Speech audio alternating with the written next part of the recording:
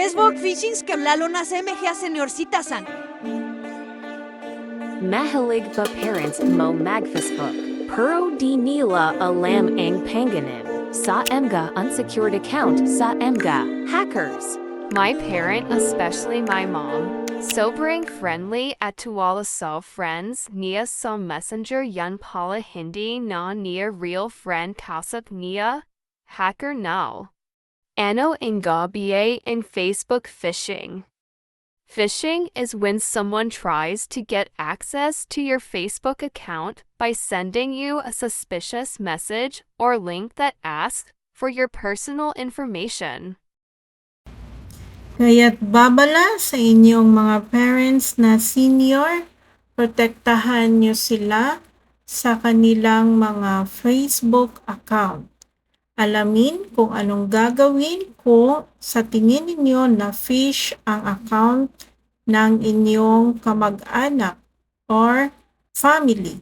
Huwag pagkatiwalaan ang mga messages. Ang mga email tungkol sa inyong account ay palaging manggagaling sa official or legitimate website. Kailanman ay huwag mag-click ng mga kahinahinalang link.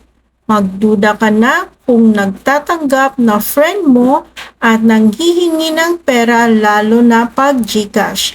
Scam yan. Huwag sumagot sa mga email na ito or mag-click sa mga link na ito. Lalo na huwag magbigay ng mga personal information, especially OTP PIN. So, karagdagan, how to avoid scams sa Facebook. So, you need to lock your Facebook privacy settings kung kakayanin niyo pa. So, you need to enable two-factor authentication. Yun ang nangyari sa mama ko kasi wala yun. So, madali siyang napasok.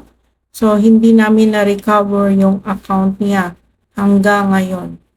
So, you need also to decline a friend request from anyone you don't know. Ignore messages asking for personal information or money. So, don't click on suspicious link. So, yun ang pinaka-basic na dapat nating gawin. So guys, you need to help to secure the account of your parents, especially social media accounts nila guys, para iwas scam.